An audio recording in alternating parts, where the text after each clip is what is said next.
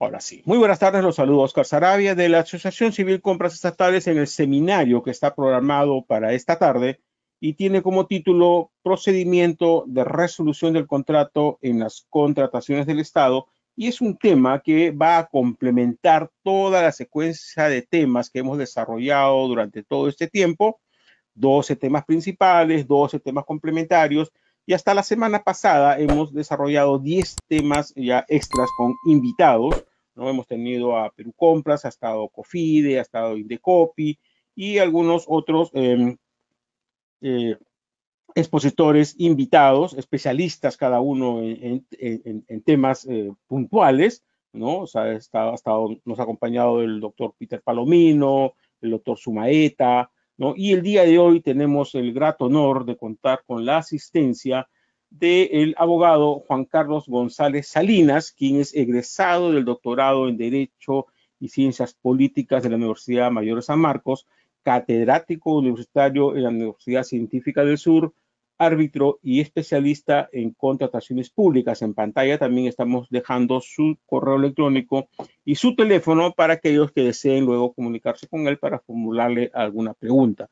Conozco a Juan Carlos personalmente hace poco más de 2 años, creo que quizás 3, ¿no? Es un profesional bastante dedicado y la verdad que me admira, ¿no? Que a la edad que tiene, porque es un joven profesional, ya esté a punto de obtener su doctorado en Derecho y Ciencias Políticas. Es una persona, repito, muy dedicada a este tema, y por eso también lo felicito y le cedo la palabra. Juan Carlos, activa tu micrófono, por favor, y le cedo la palabra para que él pueda dar inicio al seminario de esta tarde. Juan Carlos, adelante, por favor, bienvenido. ¿Cómo estás, Oscar? ¿Cómo están, señores? Tengan todos ustedes muy buenas tardes.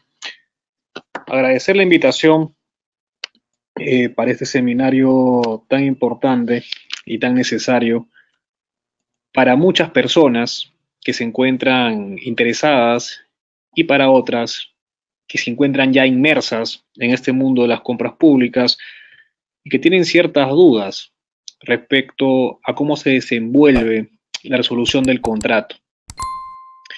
¿Cómo nace la intención de realizar este webinar o este evento que Compras Estatales, Licita Fácil, trae, ¿no? Da la posibilidad de hacerlo? Es por la gran cantidad, por la gran demanda, por la continua presencia de resoluciones de contrato durante la ejecución de contratos en el Estado. Esto pues es un antecedente negativo, ¿no? No es el ideal, no es lo que se aspira dentro de una gestión. Y partimos de la idea en que el Estado contrata porque necesita. El Estado no contrata porque quiere, el Estado no contrata porque desea gastar por gastar. El Estado contrata porque necesita, y esta necesidad no nace de un capricho público. Esta necesidad nace de un plan operativo institucional, nace de un plan estratégico institucional, nace de metas, nace de objetivos, nace del cierre de brechas que se tiene en la gestión pública. Dentro, pues, de los cursos que dicto a nivel de universidades, no solo a nivel de pregrado, sino también a nivel de posgrado en la Universidad Norbert Wiener, tuve la oportunidad de dictar el curso de Invierte P, ¿correcto? Decreto Legislativo 1252. Muy importante porque el Invierte P, que es el programa multianual de inversiones, me va a hablar de un tema muy importante que es el cierre de brechas. El Invierte P tiene una particularidad. El Invierte P buscaba tener este cierre de brechas y deroga pues al SNIP, al Sistema Nacional de Inversión Pública, porque el SNIP no lograba cerrar las brechas, no lograba tener o no lograba concretar ese objetivo final tan importante que es el cierre de brechas. Ahora, la pregunta concreta es la siguiente. ¿Cómo yo puedo cerrar una brecha bajo un esquema de un proyecto de inversión pública si voy a resolver un contrato? Qué complicado, ¿no? Porque dentro de las gestiones hay que tener en cuenta una cosa, señores. Hay contratos que tienen mayor prioridad que otros respecto a las metas. Un contrato de ejecución de carretera, por ejemplo, a nivel de obra, debe tener mayor prioridad a otro tipo de contratos, quizás de abastecimiento, quizás puede ser, porque esta obra, esta carretera, va a cerrar una brecha que de alguna otra forma va a beneficiar a la comunidad y va a repercutir positivamente en los ciudadanos, en los usuarios, en los administrados que somos nosotros. Me gustaría el día de hoy realizar este seminario con ejemplos, porque la idea siempre es traer un poco de casuística a efectos de que podamos tener un panorama mucho más amplio de lo que queremos explicar. Asimismo, mencionarles la importancia de trabajar en la gestión pública bajo un enfoque de meritocracia y no de dedocracia. ¿Por qué hago esta mención? Cuando se decide resolver un contrato, correcto, sin causales motivadas o justificadas, estamos desnaturalizando a la gestión pública como tal. Los casos durante el año 2021 y 2022 de personal no calificado en las entidades con el Estado han generado una enorme cantidad de resoluciones de contrato y por lo tanto una enorme carga arbitral en todo el Perú. El día de hoy, correcto, también voy a mencionar un ejemplo de una resolución contractual que fue pues totalmente parcializada y que es un ejemplo de lo que no debemos procurar durante la gestión pública o bajo el esquema de las contrataciones con el Estado. Punto aparte, mencionar que no solo esta resolución de contrato va a generar un perjuicio al cierre de brechas, también genera un perjuicio económico al contratista. ¿Por qué? Porque el contratista va a tener que recurrir a los mecanismos alternativos de solución de controversias que vienen a ser la conciliación y el arbitraje. ¿Correcto? Entonces, las consecuencias negativas de una mala resolución de contrato son diversas. Pero vamos primero a analizar qué nos dice el artículo 1 de la normativa de contrataciones con el Estado. Que son puntos de los cuales yo discrepo. Yo discrepo y considero pues que debería haber una modificatoria.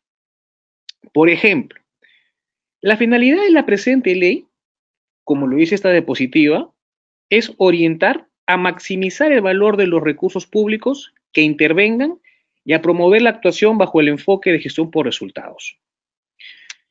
Este es uno de los principales problemas que tenemos en la gestión, en las contrataciones con el Estado. ¿Por qué? Uno de los factores de evaluación más importantes es el precio. Yo discrepo de esta norma porque yo considero que el precio no debería ser un factor de evaluación. Al yo contemplar al precio como factor de evaluación, estoy desnaturalizando y generando una desestabilización en el mercado respecto a la calidad del servicio que se ofrece. Porque no siempre lo más económico es lo mejor. No siempre lo más, se podría decir, el monto más bajo va a dar un mejor servicio, va a proveer un mejor bien o va a ejecutar una mejor obra. ¿Por qué traemos esta primera opinión a este tema? Es porque dentro de la gran masa de procedimientos adjudicados, en servicios por lo menos, en servicios, la mayoría de proveedores adjudicados tiene hasta un 35 a 40% de reducción del valor estimado. Logran firmar el contrato a ese precio y en el camino, es decir, en la ejecución del contrato, se dan cuenta, pues, de que no pueden ejecutar el contrato, de que van a incumplir, van a incurrir en penalidades, va a haber un incumplimiento de ejecución contractual injustificada. Por lo tanto, ¿cuál es la consecuencia directa? La consecuencia directa puede ser una resolución de contrato. ¿Correcto? Perfecto. Entonces, a criterio personal, a pesar de que esto ya es norma, yo considero, pues, de que no deberíamos continuar con un esquema que busque el menor precio. Eso está trayendo o está generando a nivel nacional este tipo de consecuencias, que los adjudicados convertidos ya en contratistas incumplan con el contrato. Y este incumplimiento produce una resolución de contrato. ¿Qué ocurre después de una resolución de contrato? Se aplican las prestaciones pendientes de ejecutar. Y las prestaciones pendientes de ejecutar se van a realizar con el monto, el valor pendiente de ejecutar. La pregunta es la siguiente, que ya empezamos a analizar este tema. ¿Qué contratista que me pueda dar una correcta calidad o una calidad positiva va a querer continuar las prestaciones pendientes de ejecutar con el monto del contratista, pues, que adjudicó con un 40% menos del valor estimado? Nadie, ninguna empresa lo va a hacer. ¿Qué le toca al Estado? Buscar nuevamente a una empresa o a un contratista que se acomode ese precio y nuevamente encontraremos un incumplimiento y por lo tanto una resolución de contrato. Entonces, ¿qué están haciendo en este caso las entidades públicas? Están forzando la figura y pretenden, ¿no?, ampliar ese presupuesto para que aquellas personas o aquellos contratistas que deseen continuar con esta ejecución puedan lograr el fin público, que es satisfacer la necesidad de la entidad. Pero no es el ideal, no es el escenario correcto, no es lo que busca la gestión. No estamos trabajando acá bajo una gestión por resultados. Acá lo que estamos haciendo y lo que estamos convirtiendo en el Perú es una suerte de ruleta rusa. Y esa ruleta rusa lo que está produciendo es una enorme carga al tribunal de contrataciones con el Estado al momento, pues, de tener expedientes o al momento, pues, de tener procedimientos sancionadores. Y lo que está llevando también esto es que la carga judicial a través de procesos contenciosos administrativos y procesos de amparo con las famosas medidas cautelares también, pues, se carguen y generamos, pues, una mayor burocracia en el sistema tanto jurisdiccional como en el sistema administrativo.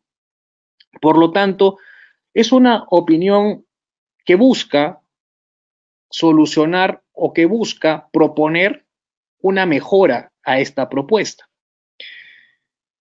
Por lo tanto, este artículo, el artículo 1, si bien es cierto, ya tiene clara esa apreciación, uno de los puntos que sí es importante mencionar es la gestión por resultados.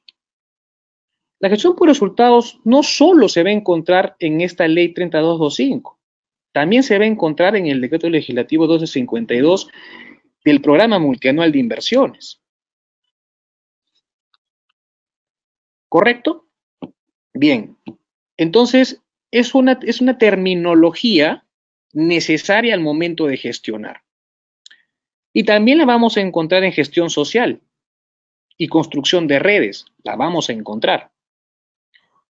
Pero si es que yo pretendo como proveedor aventurarme a licitar con el Estado, tengo que entender que ya tengo una primera barrera, que quizás muchos no la perciben, es la barrera del precio.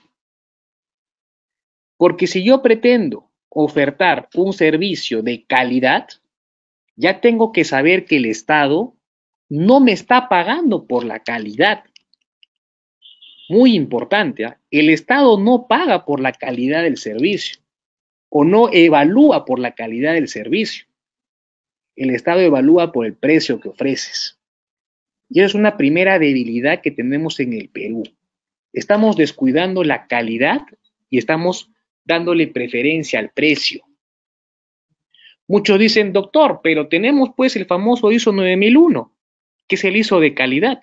Correcto, pero son solo 5 puntos, a diferencia del precio, que son inclusive hasta 90 puntos en muchos casos, 95 puntos.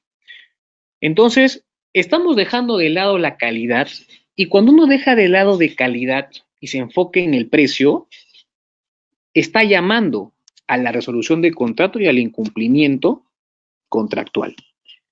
Bien, entonces, esta es la primera reflexión que me parece interesante mencionar en este webinar, a efectos de que podamos entender que no basta con hablar de costos en el Estado.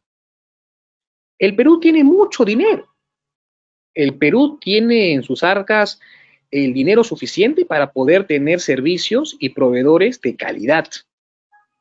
Yo consideraría, pues, que deberíamos variar o deberíamos generar una estructura distinta en el factor de evaluación respecto al precio, porque lamentablemente este factor precio lo que está generando es innumerables resoluciones de contrato por incumplimiento. Siguiente, por favor, si me podría apoyar el señor Oscar.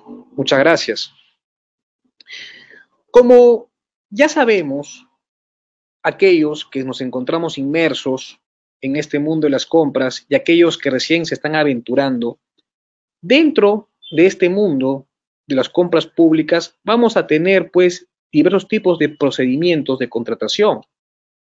Tenemos pues, licitaciones públicas, concursos públicos, adjudicaciones simplificadas, selección de consultores individuales, comparación de precios, subasta inversa electrónica, contratación directa y los demás procedimientos de selección. Y acá voy a incluir las famosas órdenes de servicio, que son las compras menores iguales a 8 UIT, que también se pueden resolver. Yo puedo resolverte una orden de servicio, por supuesto que sí, te puedo resolver una orden de compra. Correcto, menor a 8 UIT, lo puedo hacer. Y dentro de estas compras o de estas formas o procedimientos que tenemos pues para poder contratar con el Estado, se encuentra, ¿no?, la posibilidad de resolver el contrato, de hacer una resolución contractual. Siguiente, por favor. Entonces, ¿cómo yo puedo prever, cómo yo puedo generar o cómo puedo yo tener una seguridad jurídica al momento de pretender incursionar en el mundo de las compras públicas? Es que el trabajo de un contratista no inicia con el contrato. Mucha gente dice, a la firma del contrato iniciamos con todo el trabajo técnico, con toda la gestión técnica. Yo discrepo de ese punto. Yo creo que una persona, un proveedor que anhela ser contratista, inicia su gestión analizando de forma correcta los términos de referencia, las especificaciones técnicas y el expediente técnico de obra a efectos de realizar consultas y observaciones. ¿Por qué? Existen diversos casos en los que el adjudicatario, ya más adelante convertido en contratista, busca asesoría legal. Abogado, la entidad me exige que entregue tanta cantidad de mandilones de tal categoría, de tal material, y eso no existe en el Perú. Y yo le consulto, usted lo que me acaba de mencionar cuando se encontraba en la etapa de formulación de consultas y observaciones, ¿realizó esas apreciaciones o esas consultas, esas observaciones? La respuesta es que no. Y es porque en la práctica un 70% de postores descuida mucho el punto que tenemos a continuación, que es pues respecto a las especificaciones técnicas, términos de referencia o expediente técnico de obra.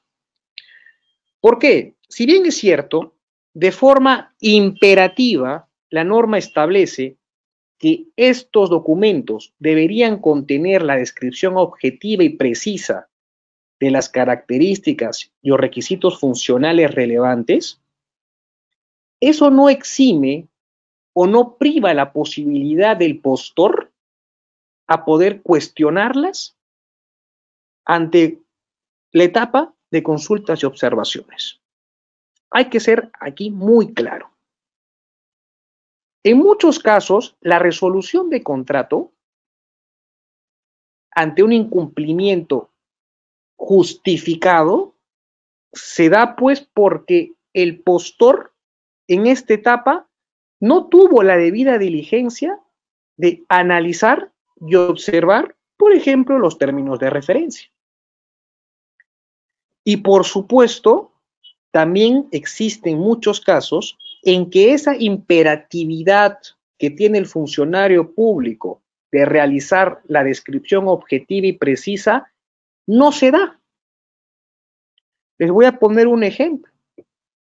Se me convoca a una UGEL en provincia porque se había hecho la convocatoria para la adquisición de mascarillas quirúrgicas y textiles. Esta UGEL, dentro pues de esta formulación de requerimiento, había especificado 3 tipos de mascarilla: una para niños, una para adolescentes y una para adultos, lo cual dentro de una institución educativa es lo más razonable, porque vamos a encontrar dentro niños, adolescentes y adultos. Sin embargo, al momento de desarrollar esta especificación técnica, el detalle fue el siguiente: que el área usuaria, que por cierto era personal no capacitado, era personal no idóneo para el cargo, había citado la normativa especial respecto pues a la fabricación y especificación técnica de mascarillas que el Ministerio de Salud había publicado para la confección, utilización y desecho de las mismas. Esta directiva del Ministerio de Salud establecía que solo existían 2 tipos de mascarilla: una para niños y una para adultos. Es decir, el término adolescentes no existía. No existía dentro de esta normativa especial que el Ministerio de Salud había publicado. Pero la especificación técnica sí solicitaba que se fabriquen mascarillas para adolescentes. Entonces, cuando el contratista, ya convertido en contratista, decide hacer la entrega, ¿no?, de las mascarillas, presenta las mascarillas para niños y las mascarillas para adultos conforme esta directiva que tiene el Ministerio de Salud. Y el área usuaria le observa y le dice: señor, si bien es cierto, la directiva dice que no existe mascarilla para adolescente, usted debe usar la lógica. Miren, el criterio del funcionario público. Usted debe usar la lógica, por lo tanto no le voy a dar la conformidad y le voy a poner la penalidad por días de atraso. El contratista dice, estimado señor área usuaria, ustedes han desarrollado mal su especificación técnica, porque han empleado un término que no existe en esa directiva especial del Ministerio de Salud. Es más, mi abogado, Juan Carlos González, acá ha traído la directiva y no figura. Y efectivamente nos sentamos todos y se pudo, pues, se pudo analizar, se pudo observar que la directiva no contemplaba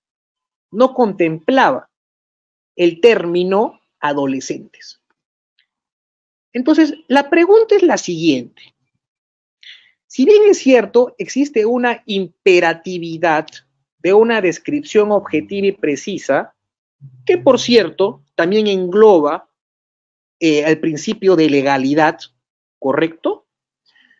También aquí, por parte de mi cliente, debió existir una debida diligencia durante la etapa de consulta de observaciones y decirle a la entidad, por si acaso, estás empleando un término que la directiva especial no lo contempla.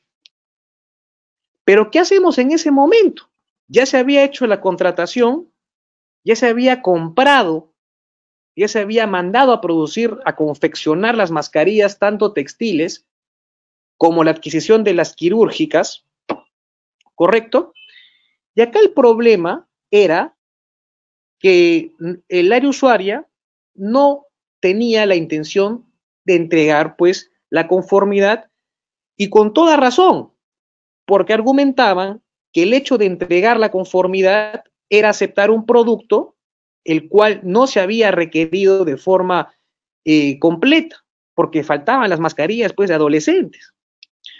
Entonces, pues, se llegó a una conciliación y se estableció, pues, que había existido una deficiencia al momento de formular la especificación técnica, que más allá de esa debida diligencia que debería tener el postor, esa debida diligencia, señores, no es imperativa. En ningún extremo de la ley o el reglamento me dice que yo como postor tengo la obligación de consultar y observar, no me dice. Me dan la posibilidad de consultar y observar. Me dan la posibilidad de carácter facultativo de consultar y observar. Pero ¿quién tiene la imperatividad de quién es la obligación de una descripción objetiva y precisa del funcionario público? El rol del postor es facultativo respecto a las consultas de observaciones. Yo estoy confiando en que este funcionario público que tiene la idoneidad de cumplir su rol dentro de la función de la gestión pública, tiene pues el conocimiento técnico para desarrollar esta especificación técnica. Ahora, si yo no consulté y observé, habrá que analizar el caso concreto.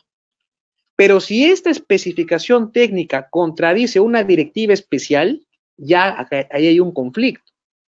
Entonces, pues, señores, no se generó la resolución del contrato, porque tuvimos que intervenir legalmente y decirles, la imperatividad no me corresponde a mí.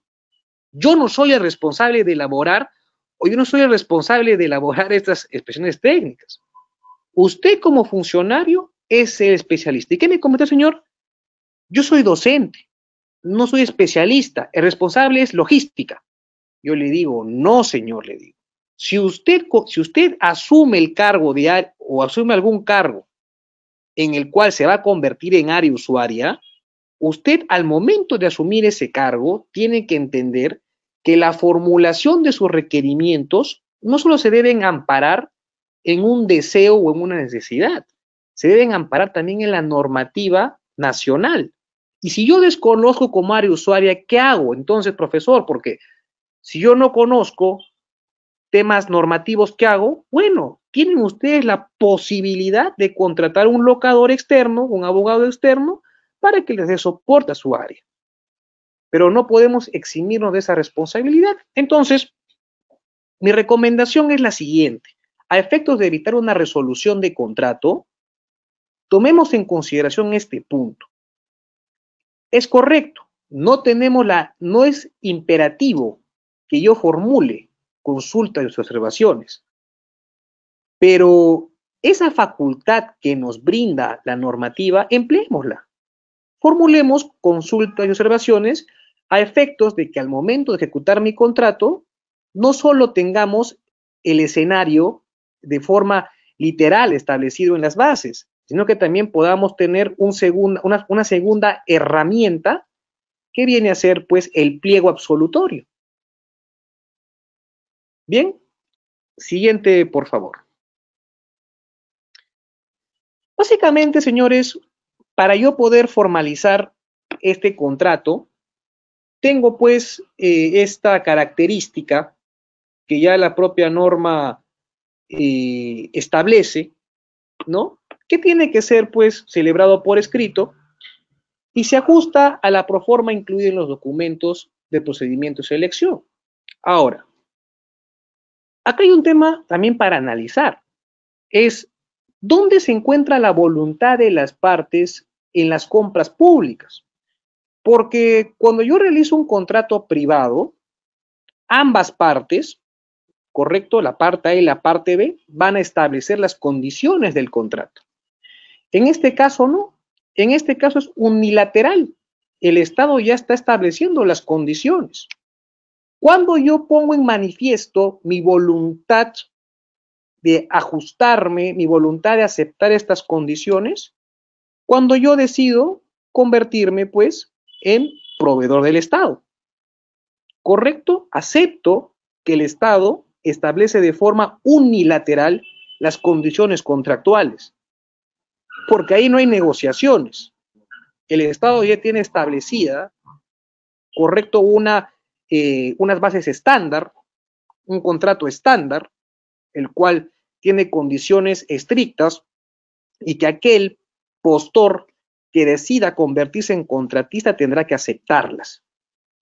Pero el hecho de aceptarlas no quiere decir que éstas tienen que ser, pues, tienen que ser contrarias a ley. Es por eso que me dan también la posibilidad no solo de consultar, también me dan la posibilidad de observar. ¿Correcto? Me dan la posibilidad de consultas y de observar. Si yo veo que existe, pues, alguna deficiencia normativa, que se pueda vulnerar algún principio de la ley, puedo observar. ¿Correcto? Siguiente, por favor.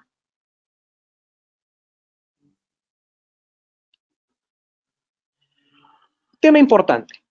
Los contratos en esta normativa especial tienen, pues, o van a incluir necesariamente los siguientes puntos: las garantías, cláusula anticorrupción, solución de controversias y resolución de contrato por incumplimiento de lo previsto en el reglamento.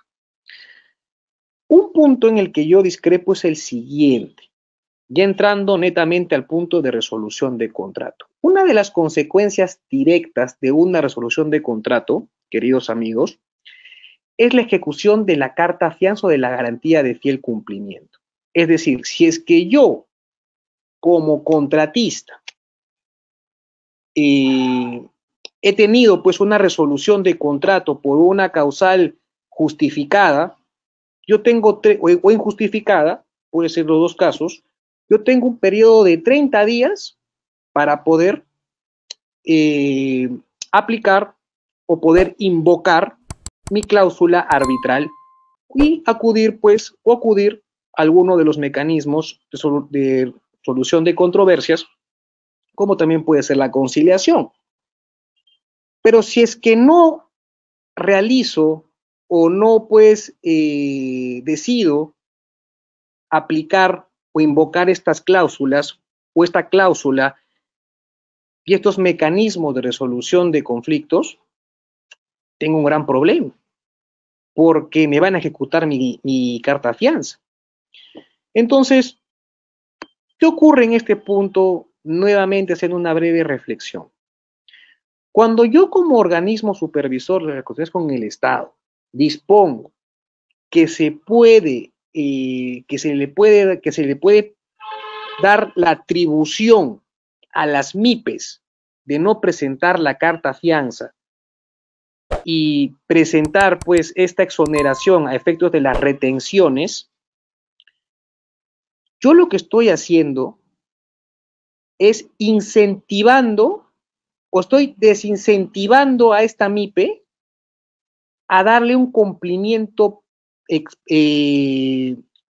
perfecto o un cumplimiento responsable al contrato. ¿Por qué? Porque no tengo nada que perder. Si me resuelven un contrato, si bien es cierto, exactamente, tengo montos que están retenidos, pero no tengo ninguna fianza. No he presentado ninguna fianza. Es decir, a nivel financiero, pues no tengo yo ningún perjuicio. Por lo tanto, yo considero que un incentivo perverso es el que se está dando hoy en día. ¿Y por qué digo perverso? Porque hace poco se dio un caso, señores, y con miras a una resolución de contrato de una empresa que tenía 1000 trabajadores, pero estaba en condición de MIPE. Es decir, el Ministerio de Trabajo, si uno entraba a la plataforma del Ministerio de Trabajo y escribía el número de RUC de esta persona, se encontraba pues como MIPE. Entonces, ¿cuál era el problema? El problema era que esta empresa había suscrito el contrato en condición de MIPE y por lo tanto no había presentado una carta fianza o una pues garantía de fiel cumplimiento en este caso, que se puede materializar en una carta fianza, generando ¿qué cosa para la entidad? Un temor contractual, porque era un contrato de 100 millones. Entonces, todos nos preguntamos y dijimos, ¿cómo vamos a garantizar nuestro contrato si este contratista tiene esa atribución o tiene esa característica de ser MIPE a pesar de tener más de 1000 trabajadores? Entonces, ¿saben cómo se llama esto? Esto es un problema sistémico. Es un problema sistémico porque el Ministerio de Trabajo, lamentablemente, no está haciendo un seguimiento correcto a esta atribución o a esta característica de ser MIPE. Entonces, si ustedes, por ejemplo, revisan en las plataforma del SEACE, por ejemplo, van a poder apreciar que en contratos de 15 millones, 20 millones de soles, vamos a encontrar muchas MIPEs. Y cuando buscamos en la plataforma de SUNAT la cantidad de trabajadores, vamos a ver que 600, 500, 1000 trabajadores. ¿Esto qué genera? Genera pues a mí como contratista y de forma irresponsable decir, si es que me resuelven el contrato, no tengo nada que perder. No tengo nada que perder porque a las finales no he puesto una carta fianza y por lo tanto pues en el sistema financiero no se va a ver afectado.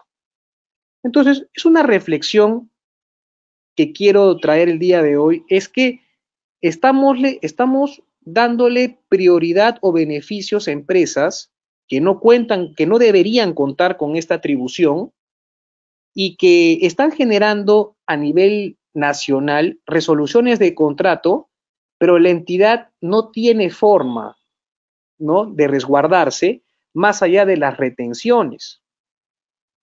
Y muchas veces estas retenciones, pues imagínate, si me resuelven un contrato en 3 meses, en esos 3 meses la entidad no va a retener el 10% de lo que corresponde a un contrato. Entonces sale ganando este mal contratista. Se va, ok, pasará un sancionador, pero más allá de eso no es ningún problema. ¿Correcto? Siguiente, por favor. Acá hay un punto importante. El contratista es responsable de realizar correctamente la totalidad de las prestaciones derivadas de la ejecución del contrato. Para ello debe realizar todas las acciones que estén a su alcance, empleando debida diligencia y apoyando el buen desarrollo contractual para conseguir los objetivos públicos previstos. Este artículo, esta premisa, está mal planteada. Porque acá lo que debería decir es lo siguiente. el contratista es responsable de realizar correctamente la totalidad de las prestaciones debidas de su contrato con apoyo de los funcionarios públicos. Les digo por qué. Porque hoy en día, por motivos que yo desconozco, el funcionario público y el contratista no entienden que son aliados al momento de ejecutar un contrato. Son socios estratégicos. ¿Y qué ocurre? El funcionario público tiene una perspectiva básicamente de fiscalizador extremo al contratista. Y muchas veces esta debida diligencia de la cual se menciona es vulnerada por atropellos que se podrían considerar como el delito de abuso de autoridad con muchas entidades o con muchos funcionarios públicos, que conllevan ¿a qué? A que se me aplique penalidades sin sustento, a que se puedan aplicar penalidades leoninas, y eso va a generar pues que se me resuelva el contrato. Entonces, si bien es cierto debe existir una debida diligencia, no olvidemos, señores, que si queremos trabajar con el Estado, trabajemos todo de forma documentada. Mi debida diligencia o mi buena fe, puede ser muy amplia. Pero no olvidemos que en la gestión pública los documentos son las herramientas de prueba que yo puedo emplear en un arbitraje. Muchas veces vienen a mi despacho y me dicen, doctor, que yo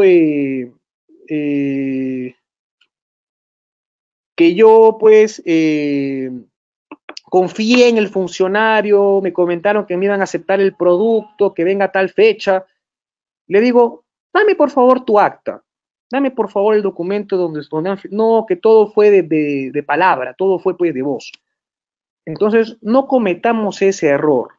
Ya la debida diligencia y el apoyo al buen desarrollo contractual no quiere decir, señores, que vamos a incumplir con las formalidades que podamos tener en el camino, ¿correcto? Y una de esas formalidades, ¿ya? Es justamente tener pues toda la documentación para poder pues desarrollar de forma óptima un contrato y tener los medios de prueba ante un eventual arbitraje. Siguiente, por favor. Esto lo he comentado hace un momento. Uno de los puntos más complicados que tienen los contratistas hoy en día es contar con las famosas garantías, que no son fáciles de conseguir. Hay que estar, pues, hay que tener un buen récord financiero, tener inclusive propiedades para hipotecar y conseguir las cartas fianzas.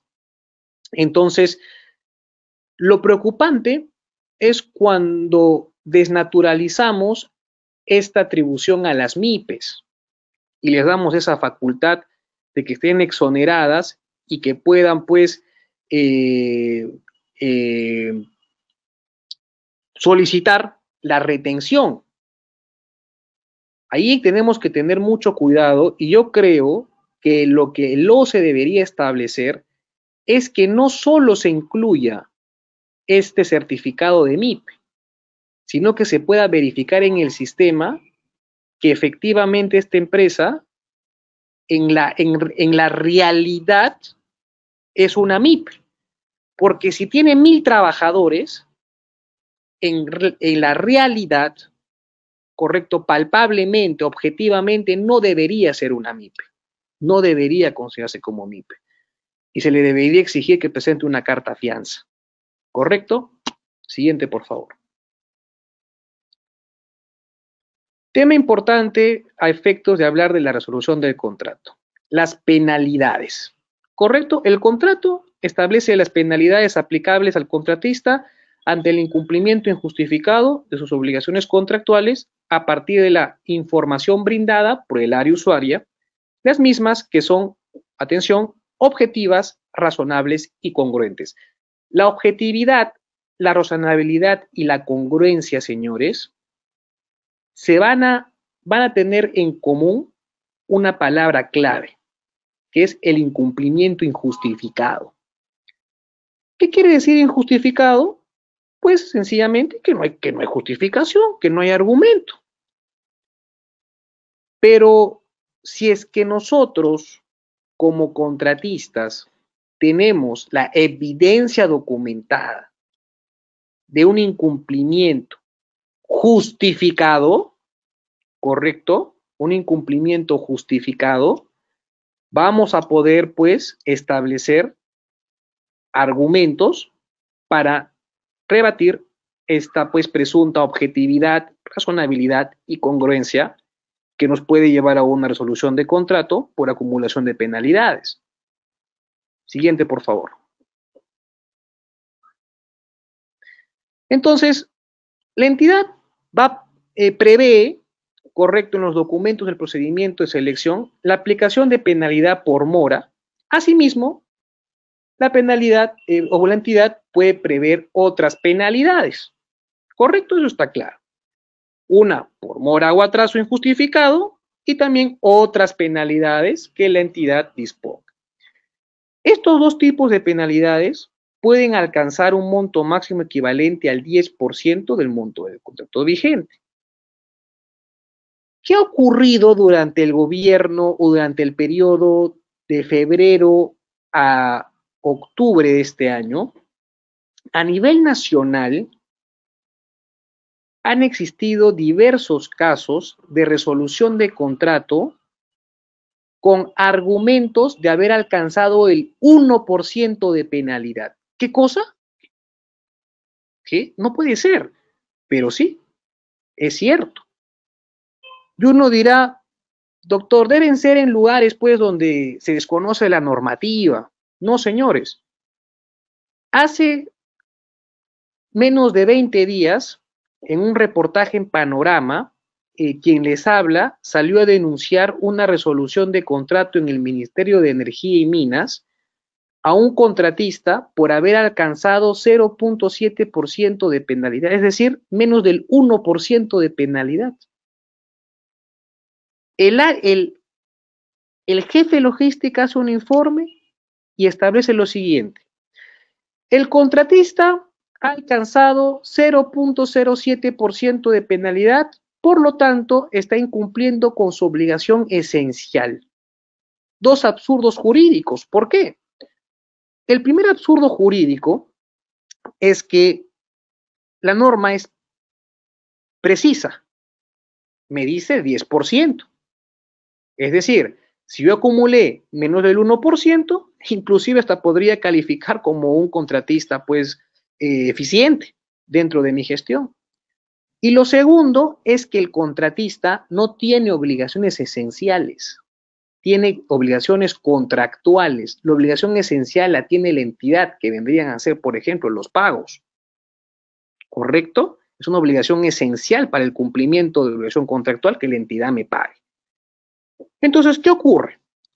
La entidad hace este informe y deciden, pues, resolver el contrato. Un contrato de 11 millones de soles.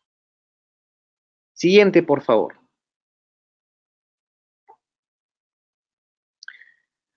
Tema importante. La entidad puede resolver el contrato de conformidad con el artículo 36 de la ley en los casos que el contratista, 1, incumpla, por supuesto, injustificadamente obligaciones contractuales, legales o reglamentarias a su cargo, pese a haber sido requerido para ello. ¿Qué quiere decir requerido para ello? Es decir, que haya sido apercibido en un apercibimiento correcto y que haya incumplido. ¿Cuál es la reflexión en este punto, señores? Muchos dirán, doctor, pero si me están advirtiendo en una carta notarial, me están apercibiendo una resolución de contrato, siempre y cuando yo no pues cumpla con estas obligaciones, me debería sentir pues aliviado porque en ese plazo puedo subsanar. La pregunta va más allá, es si es que cuando hacen este apercibimiento, lo hacen completo. Porque muchas veces las entidades públicas te ponen, ¿no? Cumplir con la entrega de tal elemento, pero no te describen el detalle, no te describen, quizás no te dan la posibilidad de coordinación con el área usuaria. Por ejemplo, ¿qué ocurrió? Un cliente de un servicio de seguridad y vigilancia, correcto, en un ministerio, se percata pues de que hubieron sustracciones, vamos a llamarlos robos, correcto, es una sustracción, un hurto dentro de la entidad, porque la terminología ya la va a emplear pues seguramente el Ministerio Público. Vamos a llamarlo sustracción. Hubo sustracción de 3 laptops, correcto, dentro de la entidad. Entonces, dentro de las bases, existía una disposición que determinaba que no necesariamente el contratista debía hacer o no debía, pues, de forma imperativa, hacer la devolución o hacer, pues, la compra o hacer la restitución de los bienes, sino establecía que posterior a una investigación se iba a determinar quién es responsable, o la entidad o el contratista, y una vez finalizada la investigación, con un informe técnico, se le podía correr traslado al contratista y mencionarle que después de las investigaciones se ha determinado que usted es el responsable y tiene que hacer la devolución. Correcto, eso es lo más lógico porque así lo estipulaban las bases. ¿Qué ocurre? La entidad, de forma arbitraria, envía una carta notarial con el tenor de apercibimiento para que el contratista en el plazo de 3 días pueda pues adquirir estas laptops y pueda pues resarcir esta sustracción de la entidad. El contratista dice, bueno, ok, voy a cumplir, no tengo problemas, no quiero tener problemas con la entidad, voy a cumplir. ¿Y qué ocurre? El contratista pregunta a los proveedores y dicen, no, estas laptops demoran 30 días en llegar. Pero ya me han apercibido 3 días, a pesar de que las bases eso no lo estipulan. ¿Qué ocurrió? Le resuelven el contrato. Entonces, dentro pues de esta gestión por resultados o de esta atribución que deberíamos tener pues, o esta particularidad que debería existir entre contratista y entidad como socios estratégicos, no se está dando. Porque si yo como usuario, yo sé que esas laptops no me la van a poder entregar en 3 días, estoy actuando totalmente de mala fe. O sea, estoy haciendo que este contratista se vea imposibilitado de cumplir con esa disposición, con ese apercibimiento. Y la consecuencia después es la resolución del contrato. Por lo tanto, pues, hay que tener en cuenta este tema. Cuando se realice un apercibimiento, no solo aceptemos lo que la entidad plasme en ese papel, también podemos requerirle a la entidad que nos puedan dar una reunión para que nos especifiquen de forma clara, precisa y objetiva lo que requieren en ese apercibimiento. Porque de lo contrario, pues va a ser un imposible jurídico el cumplimiento de dicho apercibimiento. ¿Qué más me dice? Haya llegado a incumplir, haya llegado a acumular el monto máximo de penalidad por mora o el monto máximo para otras penalidades, ya lo mencioné hace un momento, pero ojo con esto. Esas penalidades tienen que ser objetivas, razonables y congruentes, señores. Si no encontramos estas atribuciones dentro de las penalidades, tenemos pues toda la facultad, nosotros, de poder contestar, ¿no? De poder descargar esas penalidades, o en su momento en un arbitraje, pues disponer que no tenían estas características, que la propia norma las establece. Y finalmente, pues, paralizar o reducir injustificadamente la ejecución de la prestación, pese a haber sido requerido para corregir la situación. Entonces, estos 3 escenarios, señores, no los tomemos como si fuera, pues, como si no puedan interpretarse. No caigamos, pues, en esa imposibilidad de tratar o de limitarnos a realizar una interpretación de los literales ABC. Porque si hacemos eso, los funcionarios van a, pues, a abusar de esta característica administrativa y desde el fuero penal se va, pues, a producir un abuso de autoridad. Entonces, aprendamos un poco nuestros derechos. Si bien es cierto la normativa es literal, tenemos que interpretarla. Por ejemplo, si me dicen la palabra injustificadamente, es porque no existe, pues, no existe quizás el argumento, la motivación objetiva para que yo pueda sustentar. Pero en la gran mayoría de casos, no es así. Siguiente ejemplo. Participé como árbitro en una controversia de adquisición de camiones durante la pandemia por la COVID-19. ¿Y qué ocurre? La normativa de contrataciones con el Estado establece lo siguiente, y es clara, dice que para yo pedir la ampliación de plazo dentro de una ejecución de contrato, estoy hablando acá en el cumplimiento en el literal B, penalidad por mora, yo debo esperar a que termine o finalice el hecho generador. El hecho generador a lo mejor termina o finaliza acá un mes, finaliza acá 2 meses, acá 3 meses, y efectivamente el contratista firma el contrato, por ejemplo, el 15 de julio, y tenía 60 días para entregar los camiones. Pero por un problema de los puertos internacionales debidamente justificado, el hecho generador todavía no terminaba y recién en el mes de diciembre presenta el pedido de ampliación de plazo. Y la entidad declara improcedente y aplica las penalidades y resuelve el contrato. El motivo por el cual declara improcedente la entidad es porque la entidad menciona que simplemente no le cree al contratista y a su proveedor.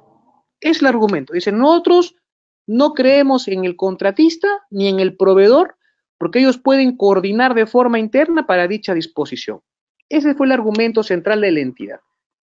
Entonces, yo me pregunto, ¿la entidad no tenía también la facultad de correr traslado a este proveedor con la carta que había presentado el contratista para poder quizás darle mayor seguridad a este argumento?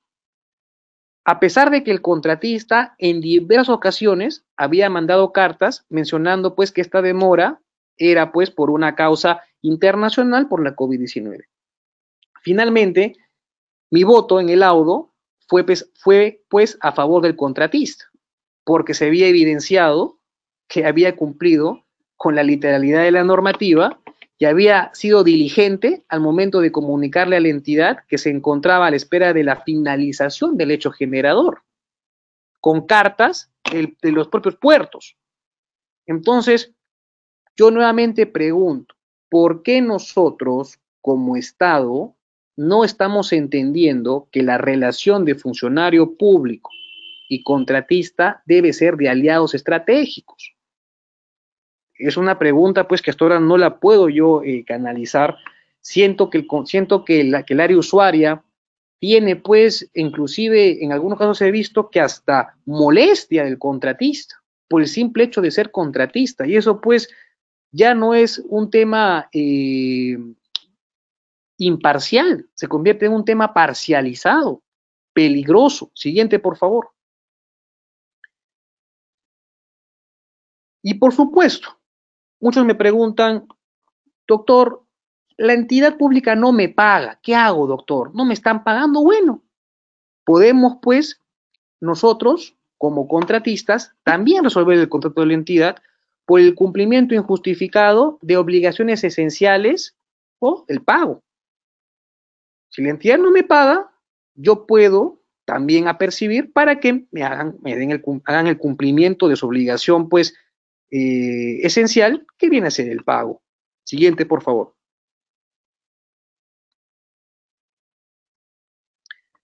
Asimismo, también la normativa detalla que en los contratos de supervisión de obras, cuando se haya previsto que las actividades del supervisor comprenden la liquidación del contrato de obra, el supervisor puede resolver el contrato en los casos en que exista una controversia que derive de la liquidación del contrato de obra. Eso es para ejecutores de obra. Finalmente, cualquiera de las partes puede resolver el contrato por caso fortuito fuerza mayor. Señores, tengamos mucho cuidado cuando nosotros creamos que todo es caso fortuito fuerza mayor. El caso fortuito fuerza mayor tiene 3 atribuciones. Debe ser un hecho irresistible, extraordinario e imprevisible. Si yo solo argumento que es caso fortuito fuerza mayor y no argumento los otros 3 puntos que he mencionado, yo, si fuera funcionario, declaro improcedente la resolución de contrato. Porque me tienen que justificar que es un hecho irresistible, que es un hecho pues extraordinario, que es imprevisible. Si no lo puedo argumentar de esa forma, no puedo yo también pues argumentar caso fortuito fuerza mayor. Ya hay que tener eso en cuenta. Mucha gente dice, doctor, pero es caso fortuito fuerza mayor. Está bien, pues. Pero ¿cuál es, a ver, cuál es lo extraordinario? ¿Cuál es lo imprevisible? ¿Cuál es lo irresistible? Si logramos argumentar eso, estamos yendo por buen camino. Siguiente, por favor. Vamos a hablar ahora un poquito, ya para finalizar este seminario, muy enriquecedor, pero siempre pues, quizás pues tenemos que aprovechar al máximo el tiempo, es el procedimiento de resolución de contrato. ¿Correcto? Cuando una de las partes, ya hemos explicado cuáles son las partes, entidad o contratista, incumple con sus obligaciones, se considera el siguiente procedimiento para resolver el contrato en forma total o parcial. La parte perjudicada requiere mediante carta notarial a la parte que ejecute la prestación materia de incumplimiento en un plazo no mayor de 5 días bajo apercibimiento sobre el contrato. La entidad puede establecer plazos mayores a 5 hasta el plazo máximo de 15 días, dependiendo del monto contractual y de la complejidad, envergadura o sofisticación de la contratación. Aquí un stop. Doctor, me ha llegado un apercibimiento, ¿no? Para que cumpla en un plazo de 3 días. Pero es una prestación imposible de ejecutar en ese plazo. Entonces, ¿qué hacemos? Lo que hacemos es, requerimos a la entidad que por la complejidad, envergadura o sofisticación de la contratación, se pueda pues establecer hasta un plazo máximo de 15 días, ¿correcto? En bienes y servicios. Cuando se trate de ejecución de obras, la entidad otorga el plazo de 15 días. Perfecto. Entonces, si yo soy un prestador de servicios y me dan pues 2 días, ¿correcto? Yo puedo pues tratar de analizar la naturaleza de mi contrato. Si es un contrato de 30 millones y me dan 2 días, no pues, puedo mandar una carta a través de mi abogado y establecer pues, ¿no? Hay una complejidad, hay una envergadura, justificación, esta contratación, y que en base a un enfoque de gestión por resultados, lo ideal sería pues trabajar a un esquema de 10 a 15 días. Vencidos los plazos establecidos en el literal precedente, sin que la otra parte cumpla con la prestación correspondiente, la parte perjudicada puede resolver el contrato total o parcial, comunicando su decisión mediante carta notarial. Siguiente, por favor. A ver, en los siguientes casos, las partes comunican la resolución de contrato mediante carta notarial sin requerir previamente la ejecución de la prestación materia de incumplimiento. Hay un paréntesis. En el punto anterior, la consecuencia de la resolución de contrato, señores, es automática. Es decir, al día siguiente ya se ha extinto la obligación contractual entre las partes. Es decir, ni la entidad ni el contratista van a pues continuar con esta obligación contractual. ¿Correcto? Porque ya el contrato se ha resuelto. Sin embargo, acá tenemos un punto interesante. Mencionan que existe un supuesto en el cual no se tiene que requerir previamente la ejecución de la prestación material de incumplimiento. ¿Cuáles son? Cuando la entidad decida resolver el contrato debido a la acumulación del monto máximo de penalidad por mora, otras penalidades, que me parece razonable, pero ojo, no se olviden, señores, que cuando ocurre este supuesto, la entidad tiene que haber justificado que estas penalidades son objetivas, razonables y congruentes. ¿Correcto? Si esto no existe, no se preocupen, no se asusten, van a poder recurrir a la conciliación y el arbitraje, y lo más probable es que en el arbitraje puedan pues tener un resultado favorable en un laudo a favor de ustedes. Porque la entidad tiene que tener esta atribución, esta redacción correcta, de objetividad, de razonabilidad, ¿correcto? Bien. ¿Qué más? Cuando la entidad decida resolver el contrato en forma total o parcial, debido a que la situación de incumplimiento no puede ser revertida. Ojo, cuando me dice que no puede ser revertida, también tienen que motivarlo, sustentarlo, argumentarlo. Y C, cuando cualquiera de las partes invoca alguno de los supuestos establecidos en el numeral 164, que lo hemos mencionado hace un momento. ¿Correcto? En cuyo caso justifican y acreditan los hechos que sustentan su decisión de resolver el contrato en forma total o parcial. Siguiente, por favor. Como lo hemos mencionado hace un instante, esto ya pertenece a la ley, no al reglamento. Cualquiera de las partes puede resolver el contrato por causa de fuerza mayor que posibilite de manera definitiva la continuación del contrato por incumplimiento de sus obligaciones conforme lo establecido en el reglamento o por hecho sobreviviente al personamiento del contrato que no sea imputable a alguna de las partes. No se olviden, señores, que este caso fruto de fuerza mayor tiene pues que tener tres características: que sea irresistible, imprevisible y extraordinario. Cuando se resuelve el contrato por causas imputables a alguna de las partes, se debe resarcir los daños y perjuicios ocasionados. No corresponde el pago de daños y perjuicios en los casos de corrupción de funcionarios o servidores propiciada por parte del contratista de conformidad a lo establecido en el artículo 11 de la presente ley, que vienen a ser pues los impedidos. Que, por cierto, el día de hoy ha salido un pleno, ya ha salido un pleno, hay un pronunciamiento de sala plena, ya, que establece, correcto, que ha modificado o que ha especificado de forma más amplia, con un panorama mucho más amplio, este artículo 11. ¿Ya? Siguiente, por favor. Como lo mencioné hace un instante, el contrato queda resuelto de pleno derecho a partir de recibida la carta notarial. Es decir, al día siguiente ya no hay obligación, señores. Si ustedes tienen un servicio, por ejemplo, de limpieza, ya sus operarios al día siguiente no tienen la obligación de asistir a la entidad. La entidad que tiene que hacer en ese caso, pues, realizar una contratación, puede ser una contratación directa por desabastecimiento, o puede, pues, realizar una contratación por prestaciones pendientes de ejecutar con el postor que haya quedado, pues, en segundo lugar en el orden de prelación en el procedimiento de contratación. ¿Correcto? Con el monto pendiente de ejecutar. La resolución de contrato parcial solo involucra aquella parte del contrato afectada por el incumplimiento y siempre que dicha parte sea separable e independiente del resto de las relaciones contractuales, siempre que la resolución total del contrato pudiera afectar los intereses de la entidad. En tal sentido, el requerimiento que se efectúe precisa con claridad qué parte del contrato queda resuelto. Pregunta acá: si me resuelven parcialmente el contrato, ¿también me ejecutan parcialmente la garantía? No. La garantía se ejecuta en su totalidad. Así que hay que tener mucho cuidado con esto. ¿Ya? Tratándose de contrataciones realizadas a través de los catálogos electrónicos de acuerdo marco, toda notificación efectuada en el marco del procedimiento de resolución de contrato regulado en el presente artículo se realiza a través del módulo de catálogo electrónico. En estos casos, no es necesario comunicar la decisión mediante carta notarial. Mucho cuidado con el catálogo electrónico de acuerdos marcos. Siguiente, por favor. Bueno, efectos de la resolución del contrato.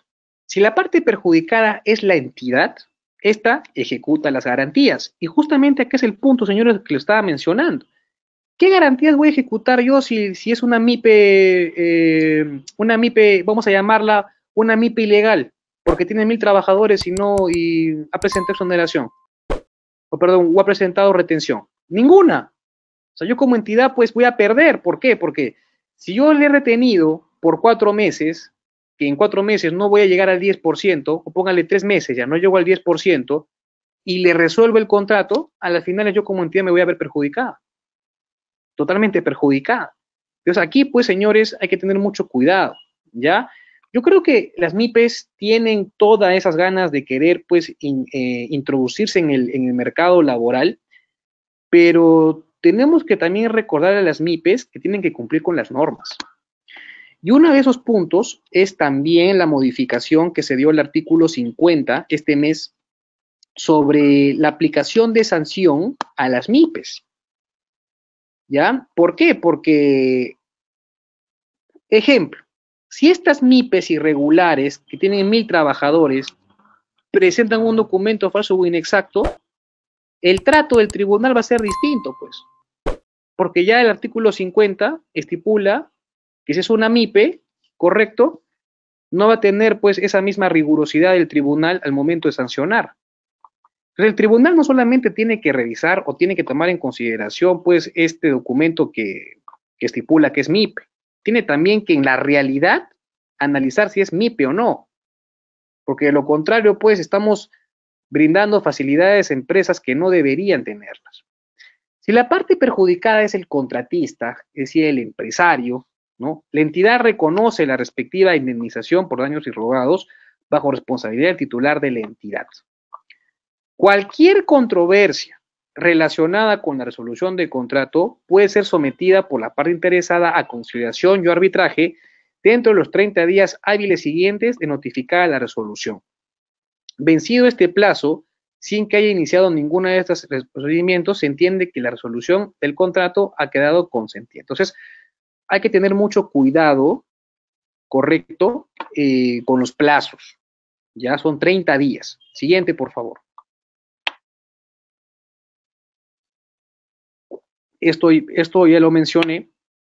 El tema, pues, de tomar en consideración. Un favor, ¿podría regresar un momento, por favor? Me parece que ahí ha habido un tema. Se entiende que la resolución del contrato ha quedado consentida. Ahí quería mencionar lo siguiente, ¿ya? Es que ante la inacción que podría tener este contratista, ¿ya? Ya pues habría agotado esta vía. Y mucha gente me dice, doctor, ¿me puedo ir al Poder Judicial? Un poco complicado, porque el Poder Judicial en muchos casos va a tomar en consideración esta disposición de la conciliación y el arbitraje. Ahora, han existido casos de controversias derivadas de enriquecimiento sin causa. El enriquecimiento sin causa no se puede arbitrar. La normativa dice que no se puede arbitrar. ¿Y qué ocurre con esto?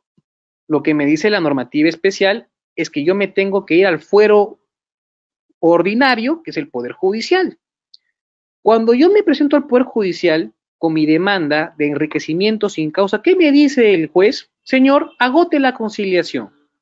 ¿Qué? No puedo, señor juez, porque la normativa especial me dice que para yo, pues, que el enriquecimiento sin causa no se puede ni conciliar ni arbitrar.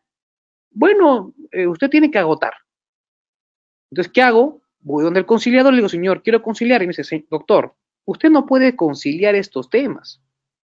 Entonces, ¿qué se hace en esos casos, señores? Tienen que presentar su conciliación bajo un enfoque civil, no un enfoque de compra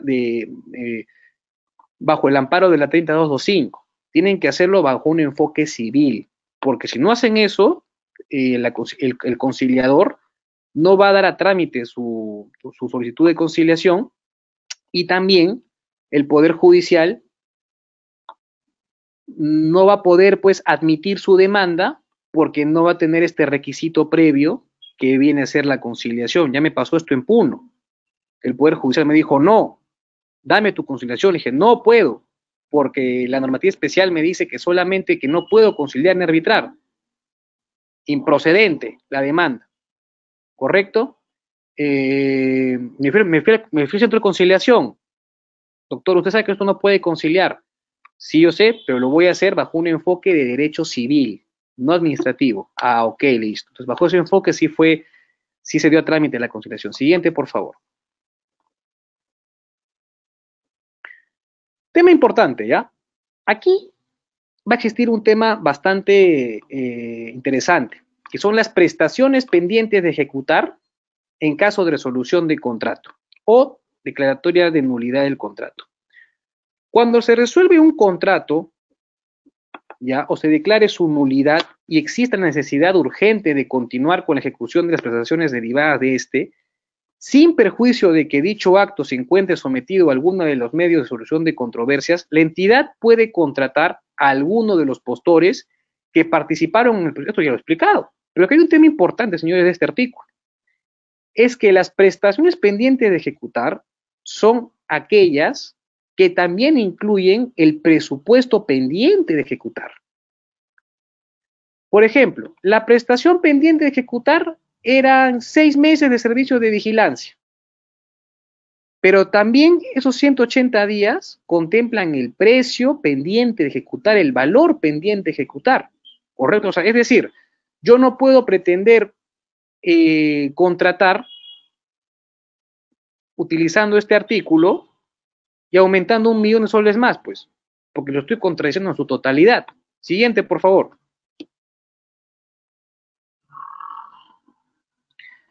Esto ya lo hemos mencionado, tema importante, señores, que si yo me encuentro pues en una causal o tengo pues este problema de resolución de contrato parcial, no parcial, sino parcializado, ¿correcto?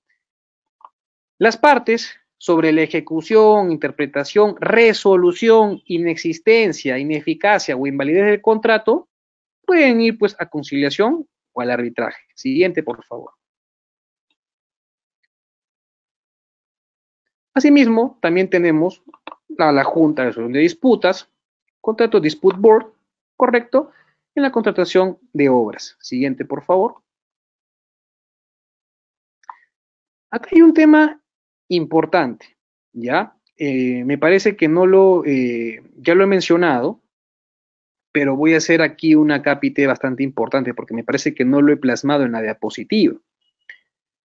Y es que, claro, acá me establece, pues, por ejemplo, ¿no? Que las pretensiones referidas a enriquecimiento sin causa o indebido, pago de indemnizaciones o cualquiera de otras que derive o origine en la falta de aprobación de prestaciones adicionales o de la aprobación parcial de estas por parte de la entidad o Contraloría según corresponda, no pueden ser sometidas a conciliación y arbitraje.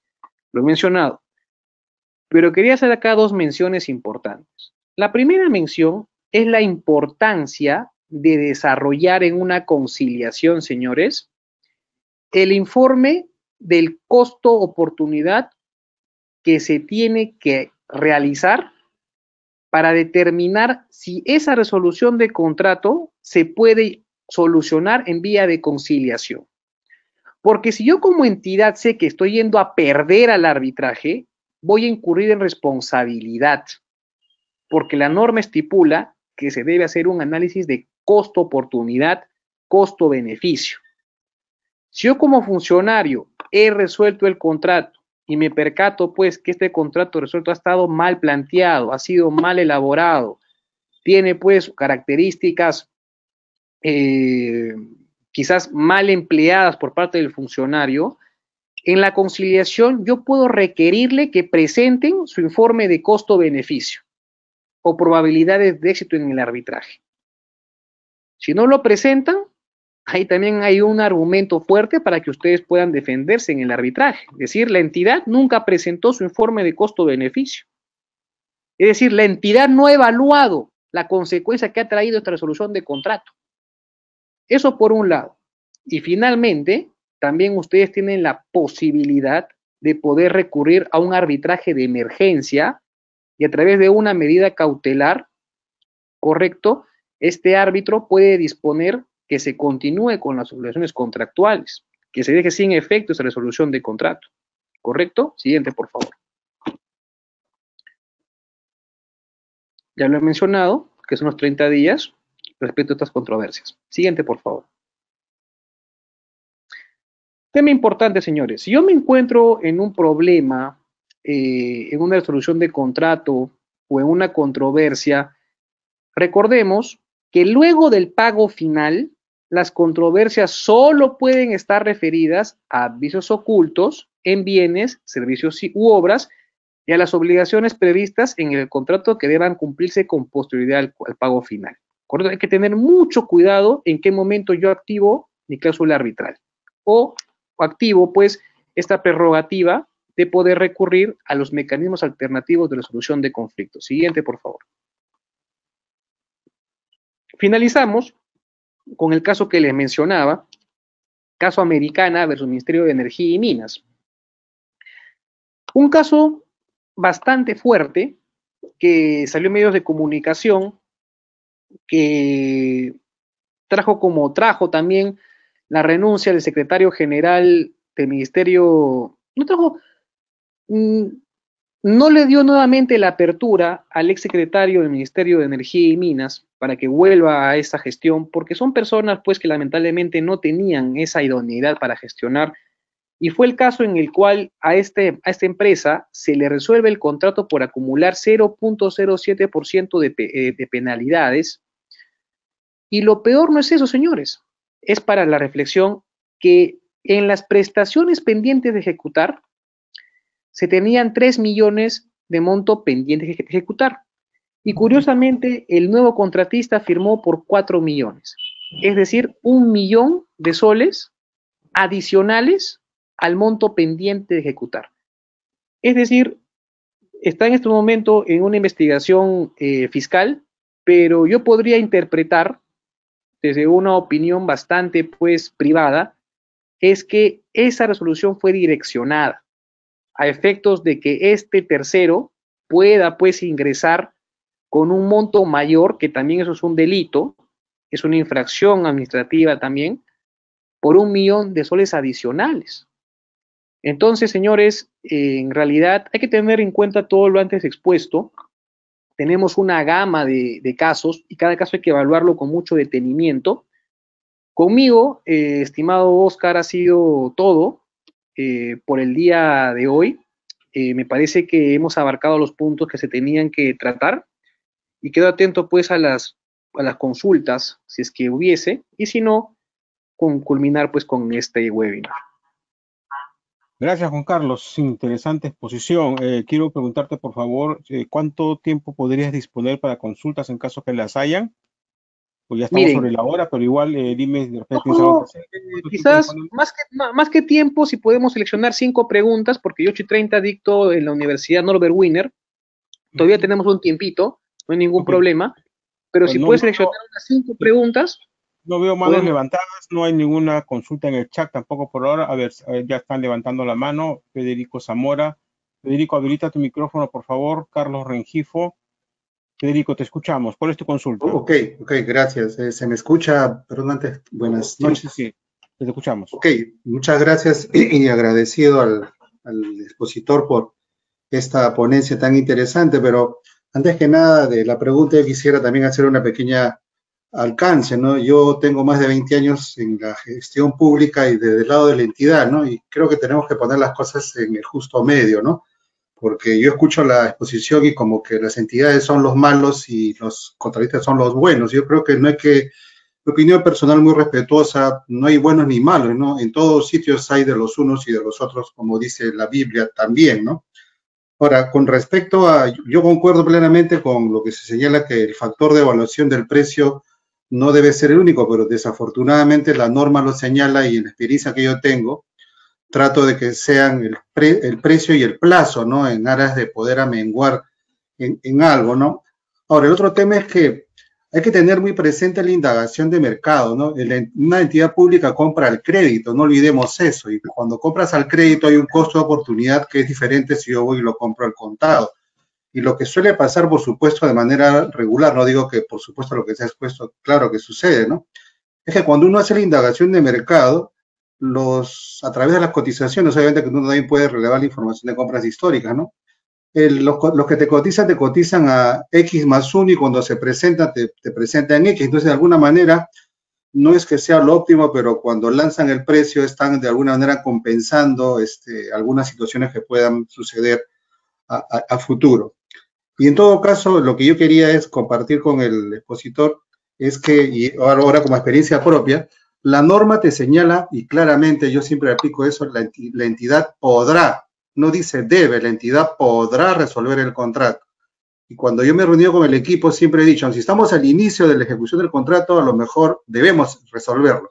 Pero si estamos a las finales o casi terminando el contrato, digamos, yo invoco siempre, como han dicho, que somos partners, la norma dice la entidad podrá, sin que eso no signifique que obviamente uno comunique, por supuesto, a las instancias respectivas. Y con respecto a los saldos pendientes, digamos, con respecto a obras, por ejemplo, sí, pues no, hemos visto X cosas, pero la norma me prevé que obviamente se actualiza el expediente por el saldo pendiente y obviamente si se cuenta con el presupuesto, llamar a los 3 siguientes, porque en una obra deberían haber 4, digamos, eso dice la norma, pero en el caso, la norma también me lo prevé, puedo generar una contratación directa, ¿no? Si es que la entidad se sustenta y señala que el tema, digamos, es urgente de realizar, ¿no?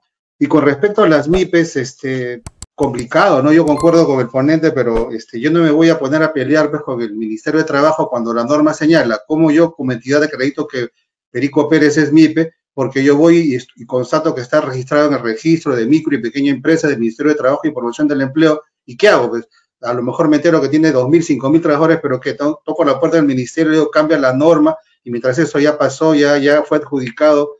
Desafortunadamente es un tema que tiene que ver con el tema de la normatividad más a nivel general, ¿no? Eso sería mis alcances. Muchas gracias, Oscar, y al ponente. Gracias. Efectivamente. A ver, no es que el ponente tenga algo en contra de la entidad. Acá hay casos de ambas partes, ¿correcto? Pero la apreciación que tengo es que los últimos años, no digo todos, pero sí una gran masa de funcionarios, ¿correcto? No tiene esa idoneidad para gestionar. Es decir, no cuentan con la atribución técnica para poder gestionar. Eso es un problema. ¿Y dónde lo he podido palpar, estimado amigo? Es cuando, por ejemplo, me contratan en los gobiernos locales para asesorar a logística, por ejemplo. Me tocó una gestión en la cual todas las compras se hacían por fraccionamiento, es decir, menor o igual a 8 UIT, y solo un 20% las hacían pues por contrataciones ordinarias. Entonces, no es un tema de echarle la culpa a uno o al otro, es un análisis macro, estadístico, ¿correcto? Pues eso es por un lado. En segundo lugar, lo que le quería comentar, me parece que ese era el primer punto, no quiero que vaya a pensar que yo he venido para hablar en contra del funcionario, estamos hablando de indicadores y de índices que ya pues se encuentran en una plataforma a nivel de porcentajes, es el siguiente, es que si bien es cierto, como usted dice, no es imperativa esa resolución de contrato, ¿sabe por qué se da de forma usual? Porque la mayoría de funcionarios después tienen las famosas fiscalizaciones por parte del OSI, inclusive también de la Contraloría. ¿Y qué te dice a ti la Contraloría en sus informes? Te dice denuncia penal, ¿no? O te aperturan una investigación preliminar porque en su informe determinan que usted debía resolver el contrato y no lo hizo. ¿Me dejo entender? Esa presión que viene posteriori es la que va a generar pues esta continuidad de resoluciones de contrato. Ahora, usted también puede ser un buen funcionario, pues, señor, pero yo estoy aplicando gestión por resultados. O sea, si es que el servicio, pues, va a acabar en 2 meses, no veo yo, pues, motivo para poder resolver el contrato. Me parece que algo más usted mencionó, respecto al precio, ¿correcto? El tema del precio para mí es ojo, yo todo lo que he mencionado, el tema de las MIPES, el tema del precio, son opiniones que creo que deberían modificarse. No digo que usted se pelee con el Ministerio de Trabajo, porque la ley establece que ellos solamente deben presentar su constancia y ya. Pero yo te estoy dando a ti un alcance de una posible mejora que se pueda plantear, porque no es pues razonable, justo, equitativo, que un contratista o un postor que tiene 2.000 trabajadores tenga pues la categoría de MIPE, cuando yo que tengo un trabajador me presento como MIPE, también con esa categoría esté pues participando al mismo nivel que el que tiene pues 2.000 trabajadores y tiene esa condición de MIPE. No sería justo, pero lamentablemente eso ocurre pues todos los días en el sector. Y es algo pues que debemos mejorar, debemos pues hacer un llamado a la reflexión, ¿no? A la reflexión. Y igualmente con el tema del precio. Yo no estoy a favor, señor, o sea, ojo, no es que esté diciendo que la ley dice otra cosa. Yo no estoy a favor de que se tenga como factor de evaluación al precio, porque el precio no es igual a la calidad, ¿ya? No es igual a la calidad, o sea, ahí tenemos un grave problema. Y usted me dice, sí, pero hacemos un estudio de mercado. Perfecto, su estudio de mercado determina 1.000.000 de soles, pero va a haber siempre un postor que va a poner pues el precio a 600.000. Sí, pero podemos hacer nosotros pues, podemos pedirle que sustente. Y si sustenta, o sea, saquemos un poco el tema, ¿no? O sea, está también la oferta temeraria, pero dentro del sustento lo puede justificar. Y tenemos pues que continuar con el perfeccionamiento del contrato, pero ya ha desestabilizado el mercado. Porque imagínate pues bajarse un 40%, un 30%. Hay casos, ¿ah? Hay casos. ¿Con qué incentivo los demás postores que tienen una calidad mucho más pues merecida van a querer continuar trabajando con el Estado si saben pues que van a haber postores que van a generar un desequilibrio económico en estas propuestas? Sería esa mi respuesta. Y gracias por su participación, estimado. Gracias. Gracias, Juan Carlos, por la respuesta. Carlos Rengifo, tu pregunta, por favor, te escuchamos. Sí, buenas noches. Gracias, doctor Rosales, por la respuesta. Sí, en el caso de cuando se aplican estas sanciones de acumulación de mora por demora en la entrega de bienes, regularmente, y concuerdo con usted, hay a veces poco criterio en las áreas usuarias que aplican estas sanciones inmediatamente, cuando en el caso concreto se hace una consulta por este tema de la pandemia. Han sucedido mucho de estas casuísticas que cuando se ha querido cumplir con la entrega dentro de los plazos y los proveedores extranjeros no tenían las piezas a tiempo, entonces nos informaban que no se podía cumplir con las características completas. En ese momento, antes de la entrega, evidentemente, y que se cumplieran los plazos, se hacían consultas a la entidad para que vieran la situación de fuerza mayor y pudieran darnos una alternativa para el cumplimiento. Sin embargo, las áreas usuarias no contestaban esos requerimientos, y 2 meses después o 3 meses después del requerimiento, habiéndose ya cumplido el plazo de entrega, lo que hacen es informan: no estoy de acuerdo con el cambio sugerido y te aplico la sanción. Entonces, mi consulta concreta es, para efectos de que se aplique esta sanción y que luego de eso dé como resultado la resolución parcial del contrato, ¿es correcto contabilizar la aplicación de estas sanciones para efectos de la resolución posterior desde el momento en que se cumple el plazo para la entrega y no se entregaron los bienes, o desde el momento en que la entidad contesta de forma negativa, recién se debe contabilizar el incumplimiento? ¿Qué criterio se debe seguir ahí? Para empezar, cuando usted llama sanciones, hace referencia a las penalidades, ¿correcto? Sí, correcto. Ya, ok.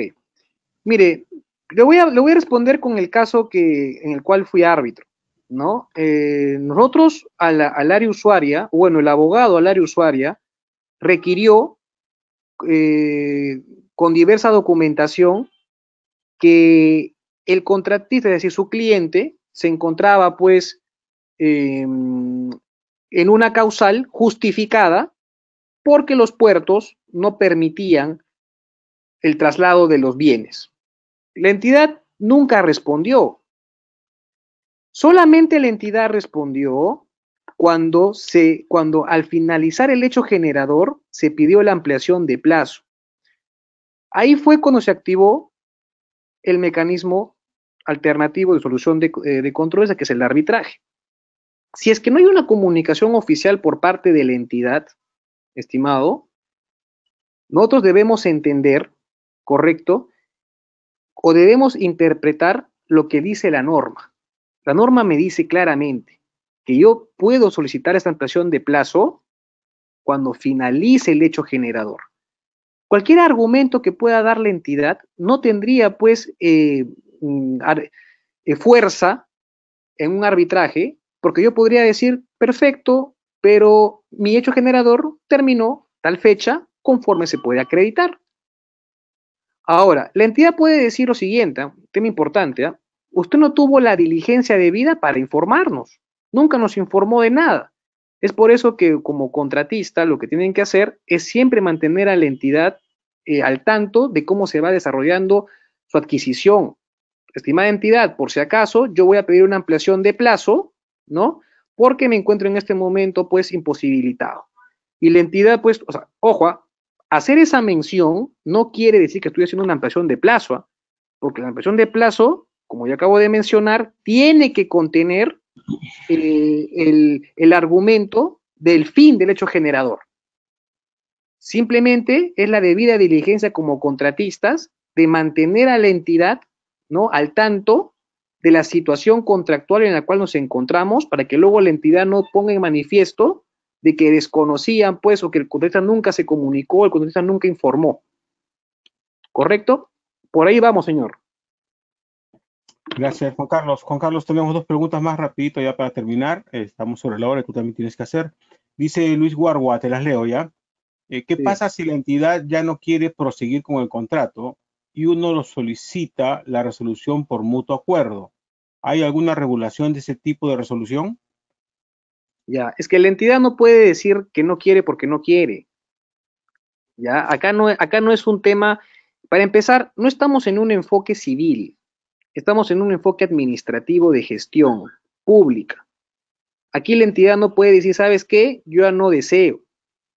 Existen causales, como por ejemplo la extinción de la necesidad, por ejemplo, pero en este caso, simplemente si la entidad decide, ¿sabes qué? A mí no, ¿sabes qué? Hoy me desperté, yo no quiero trabajar contigo, eso no se puede dar. Eso no se puede dar. ¿Por qué? Porque la entidad, para hacer esa contratación, no la hace porque quiere, la hizo porque necesitaba y también la hizo porque estaba programada en su plan anual de contrataciones, tiene un presupuesto asignado, está dentro de un plan estratégico institucional, en un plan operativo institucional, o sea, tiene un fin esa compra. Entonces, pues, habría que analizar, ¿no?, el motivo para ver, pues, ¿no?, si es que efectivamente, es como, por ejemplo, que hoy, por ejemplo, yo hago una compra de mascarillas, cuando sé que ya, pues, la normativa nacional ya no obliga el uso de mascarillas, ¿correcto? Eso es correcto. Entonces, si yo, por ejemplo, estaba en una compra y al final llegamos a la fase de perfeccionamiento del contrato, contratamos, pero ya se extinguió la necesidad, habría que analizar, pues, habría que analizar el supuesto. Pero si es que no hay ninguna causal, si es que no hay ningún motivo, no hay ningún argumento lógico, yo no puedo decir, ¿sabes qué? No quiero. No puedo hacer eso. Tiene que haber algún argumento porque ya hay fondos públicos que han sido, pues, destinados a esa compra. ¿Correcto? Sería esa la respuesta. Gracias, Juan Carlos. La última pregunta de Orlando Vizurraga nos dice, ¿qué diferencia hay entre solución de controversias versus resolución de contrato por incumplimiento? ¿Un contratista se puede ir a un arbitraje por falta de pago por solución de controversias? Ya, a ver, para empezar, la normativa estipula que los mecanismos de solución de controversias son dos, la conciliación y el arbitraje, ¿correcto? Si es que hay incumplimiento de pago, efectivamente yo me puedo ir a una conciliación y me puedo ir a un arbitraje. O sea, me parece que ahí la pregunta es, para aclarar, ¿no? Dentro de los mecanismos alternativos de resolución de controversias en el Perú, y en esta normativa especial, tenemos a la conciliación y al arbitraje. Y por supuesto que sí, yo puedo irme a estos fueros durante la ejecución del contrato. No hay ningún problema. De acuerdo, Juan Carlos. A ver, una más, la última, ¿ya? Dice, ¿la entidad puede resolver un contrato cuando el plazo del contrato ha concluido? Perdón, ¿puede repetir, por favor? No lo escuché. ¿La entidad puede resolver un contrato cuando el plazo del contrato ha concluido? Ya, acá viene un detalle. Hace un momento hemos revisado el reglamento y el reglamento es conciso y pone tres puntos en los cuales la entidad puede resolver el contrato. El primero es incumplimiento de obligación contractual, legal o reglamentaria. El segundo punto es, si más no me equivoco, por acumulación máxima de penalidades. ¿Correcto? 10%. Y el tercero es por reducción o paralización injustificada, ¿no?, de obligaciones. Finalmente, tenemos el supuesto de caso fortuito o fuerza mayor. En esos 4 supuestos no existe el supuesto que menciona el colega, ¿no? Si me dice, no puedes resolver el contrato porque el contrato ha finalizado, si el contrato ha finalizado y las partes están conformes, simplemente el contrato pues ha finalizado, se entrega la conformidad y simplemente se extingue la obligación, pero no bajo un supuesto de resolución. La resolución se da en esas causales. Perfecto, Juan Carlos. Juan Carlos, te agradezco mucho tu participación en este evento. Ha sido muy interesante la exposición y seguimos en contacto. Te pido, por favor, tu saludo a nuestros seguidores. Gracias, a los seguidores también, muchas gracias. Siempre es bueno, siempre hay algo que aprender. Siempre se aprende algo nuevo y siempre hay opiniones diversas. Nadie es, o no hay un concepto puro. Eso yo enseño en la universidad, ¿no? Siempre hay algo que interpretar, siempre también hay algo que mejorar o también siempre hay algo que contradecir. No porque la norma lo diga, yo voy a estar a favor de esa disposición. Yo puedo estar en contra de la norma, tengo que cumplirla, claro que sí, pero puedo cuestionarla. Entonces, estos webinars ayudan a analizar no solamente lo que dice, sino también a dar una opinión de lo que se puede mejorar, de lo que podemos cambiar en la normativa. Por lo tanto, señores, les agradezco pues el tiempo, les agradezco también la apertura, ¿no? La disponibilidad. Sé que estamos en unas fechas bastante complicadas. Les deseo yo desde esta tribuna un feliz año, ¿no?